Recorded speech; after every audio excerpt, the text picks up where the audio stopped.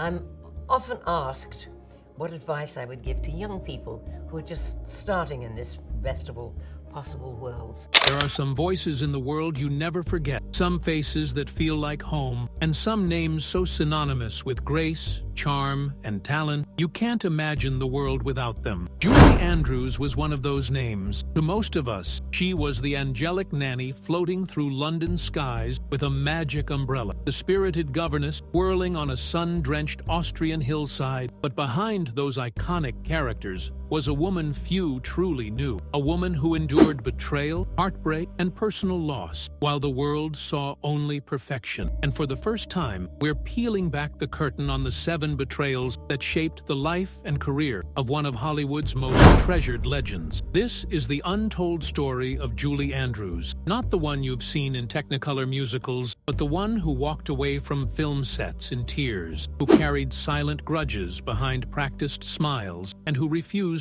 to be caged by anyone's idea of who she should be. Because behind the sunlit hills of Austria and the chimneys of Edwardian London was a world far darker than the one audiences adored. Julie Andrews wasn't just the darling of Broadway or Disney's perfect governess. She was a woman fighting quietly against the very machine that built her, a machine that expected her to stay sweet, say hi, smile politely, and never speak out. For decades, Julie was a symbol of elegance, the unflappable star whose soprano could soar over orchestras and whose smile never cracked. But few knew the battles she fought when the curtains closed. Battles against jealous co-stars who tried to edge her out of the spotlight. Battles against studio heads who saw her not as a woman with ambition and artistry, but as a commodity. Battles against an industry eager to box her into roles she had outgrown. She endured betrayals not in tabloid headlines, but in hushed meetings, polite dismissals, and cold glances exchanged across glittering ballrooms where chandeliers sparkled and orchestras played for people who spoke in compliments lined with poison. It wasn't scandal splashed across magazine covers. It was the subtler, more devastating kind. The kind that happened in private, in whispered conversations just out of earshot, in studio boardrooms where decisions were made by men who smiled at her in public but erased her from call sheets in private. Julie Andrews, the voice of purity, was branded too virginal, too stiff, too proper for the new Hollywood that was emerging in the late 60s and 70s. A world of anti-heroes, gritty dramas, and sexual revolution. She was mocked not for any scandal, but for her perfection. Directors dismissed her as a relic of a bygone era, studios fearing she was forever trapped in the image Walt Disney had so carefully crafted. She wasn't controversial enough, edgy enough, or damaged enough to be interesting in the way Hollywood now demanded. Scenes she fought for were quietly trimmed in editing rooms. Roles she longed for were handed to flashier, younger faces with bankable names. Composers, like Henry Mancini, gave her backhanded compliments, urging her to be less choir girl, more woman. Even old friends grew wary when she stepped beyond the genteel, immaculate image they expected from her. At elegant cocktail parties in Beverly Hills mansions, Julie would enter a room and feel the temperature drop. Not openly, not rudely, just enough for her to notice. A glance not returned. A conversation paused when she approached. A raised eyebrow when she spoke of pursuing darker, riskier roles. These weren't dramatic confrontations. They were subtle exclusion, the kind that accumulate like invisible bruises. And yet, she carried herself like royalty through it all, never raising her voice, never lowering her standard. She endured, not by tearing down her detractors, but by outlasting them. Brick by brick, moment by moment, Julie Andrews built a career not by scandal, but by sheer, relentless grace. Theirs was a Hollywood of short-lived infamy. Hers was a legacy. Yet Julie Andrews didn't rave. She didn't name names. She didn't sell memoirs dripping in scandal. She endured. And in doing so, she rewrote the rules of survival in Hollywood, not by burning bridges, but by building new ones, by outlasting them all. This is that story. The story of the woman behind the legend, the one they never wanted you to hear. Picture London's West End in 1964. The velvet curtains of My Fair Lady had just fallen on another sold-out performance. Flowers filled Julie Andrews' dressing room. She was at the pinnacle of her stage career. Beloved, unstoppable. A studio messenger entered, eyes downcast, a thin telegram trembling slightly in his hand. The air in Julie's dressing room still smelled of roses, a congratulatory bouquet from the night before sitting on her vanity.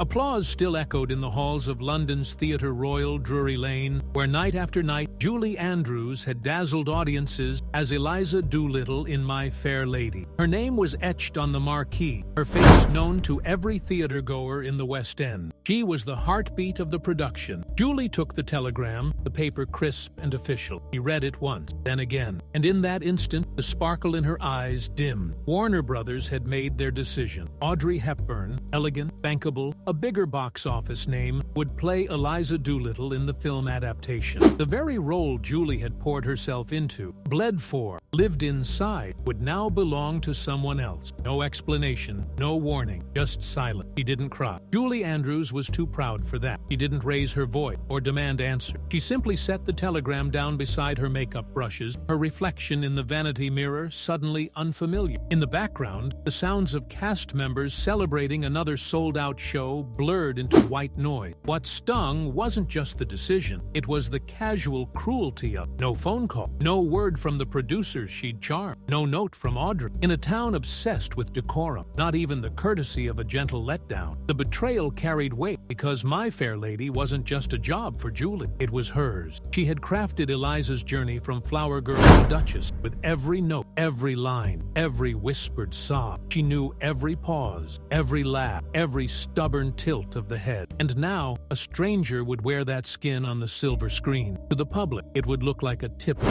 casting choice. To Julie, it was a theft, the kind that carves its name on your heart and lingers for a lifetime. And in that quiet, perfumed dressing room, beneath the soft glow of the mirror lights, Julie Andrews swallowed the first of many betrayals the industry would ask her to endure. What stung the most wasn't the decision, it was the betrayal. Audrey never reached out. Not a call, not a letter, not even a nod backstage at future events. The tension between them wasn't tabloid fodder. It was quieter than that. A polite Cold War waged in dressing rooms and red carpet. And in a final cruel twist, when the cameras rolled, Audrey's singing voice was dubbed by another soprano. The role Julie had made famous with her unmatched vocals would be lip-synced to someone else's voice. The Academy tried to make it right, handing Julie the Best Actress Oscar for Mary Poppins that same year. But to her, it felt hollow, a consolation prize wrapped in gold. But the wounds of My Fair Lady didn't end there. Another betrayal came from within her own circle, from the man who once shared the stage with her. Rex Harrison, the charming, ego-soaked star of the show, allegedly worked behind the scenes to keep Julie from the film set. To him, he was too virginal, too stiff, a line delivered not as critique, but dismissal. Julie stayed silent for years, but over tea with an old friend in the 1990s, she finally admitted, Rex didn't want me on that set. He made sure I was kept off it. To her, it wasn't just a lost role. It was a personal sabotage. The man she had trusted, the co-star she had shared the spotlight with, made sure she was nowhere near the camera. And in a final insult, Rex Harrison would go on to win the Academy Award for the role she had bled her vocal cords, perfecting night after night. Not all betrayals came from co-star. Some came from the conductor's podium. In the early 1970s, Julie was invited to perform at a televised concert led by the legendary Henry Mancini, a titan known for Moon River and the Pink Panther.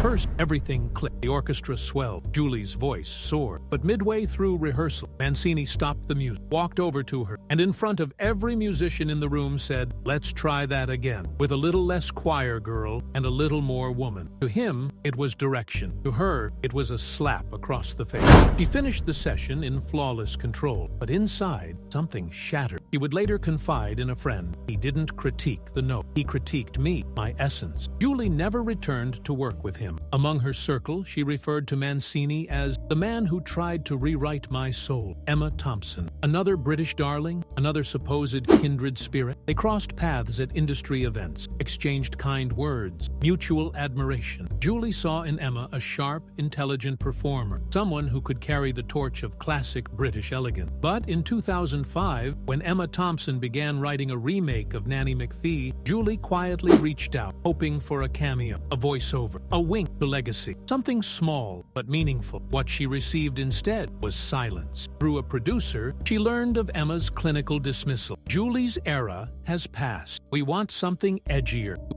Julie didn't argue. She never complained. She withdrew gracefully, as all. But that night, she reportedly told a friend, "I suppose there's no room for manners in modern magic." She never watched Nanny McPhee, not out of spite, but because doing so would have made the rejection real. Fans begged for it for years. Julie Andrews and Barbra Streisand, fire and ice, raw power and refined grace. Record labels floated the idea. Broadway insiders whispered about it, but it never happened. And why? Not scheduling, not logistics. It was something deeper, something cutting. Barbara reportedly dismissed the idea, saying Julie was technically perfect, but emotionally distant. The comment wasn't meant for public ear, but it found its way to Julie through a trusted mutual friend, as cruel words often do in Hollywood, carried by whispers in private dining rooms and slipped into casual conversations at parties. And it stung. Julie had always spoken glowingly of Barbra Streisand, admiring her fearless vocal choices and bold defiance of industry expectation. A phenomenon, she once called her in an interview, praising Streisand's unapologetic presence in a town that rarely welcomed women who didn't play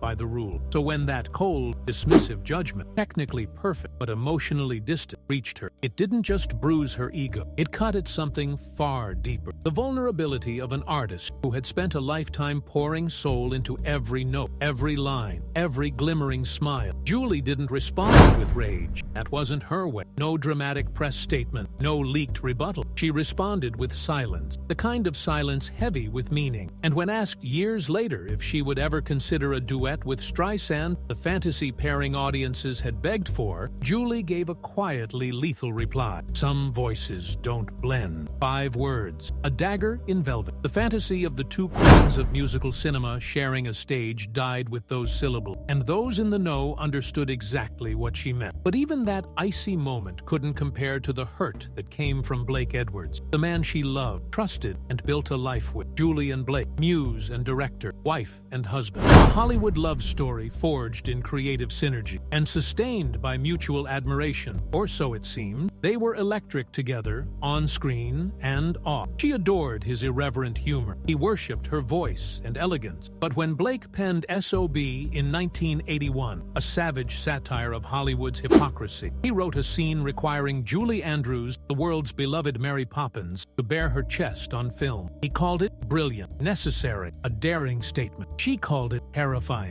And though she agreed, trusting her husband's vision, what followed wasn't artistic freedom. It was devastation. The fallout was swift and cruel. Headlines screamed. Fans were confused, some appalled. And behind closed doors, their marriage buckled under the strain of public scrutiny and private resentment. A close friend once remarked, she gave him her career, and he gave her a script that mocked it. Julie forgave because she always did, but some betrayals you never truly forget. In 1981, on the set of S.O.B., Blake wrote a scene requiring Julie, America's sweetheart, the practically perfect Mary Poppins, to appear topless. He insisted it was satire, necessary, a subversion of her image. Julie hesitated, but she agreed, trusting the man behind the camera and in her life. What followed wasn't liberation, it was devastation. The media frenzy was relentless, her public split, her fans confused, and behind closed doors, the arguments began. It wasn't about nudity, it was about control, about trust. A close friend would later say he gave him her career, and he gave her a script that mocked it. Julie forgave him because that's what Julie did, but the betrayal lingered, tucked beneath the surface of every interview, every red carpet smile. Walt Disney, the father of a dream, the architect of a cage. He gave her Mary Poppins, he gave her Hollywood, and then he gave her rule, restriction, expectation. Julie adored Walt, spoke of his brilliance, his magic, but behind the fairy dust was a quiet tyranny. When Mary Poppins became a phenomenon, Julie hoped it would open doors, deeper role, darker story. But Disney's team had other ideas. Don't ruin the image Walt created. Suddenly, she wasn't a performer. She was a brand, a property. Every studio that called wanted Poppins, not Julie. Every producer expected sweetness, not strength. In a rare, unguarded moment, she once confided to a friend, "Walt gave me wings, but only if I agreed to stay in the cage." And that marked the beginning of her long, quiet rebellion. Through all of it, Julie Andrews remained a legend. She endured career-shattering failures. Star, Darling Lily, The Julie Andrews Hour. She made bold comebacks in 10, Victor, Victoria, The Princess Diaries, The Prince. She battled personal heartbreaks,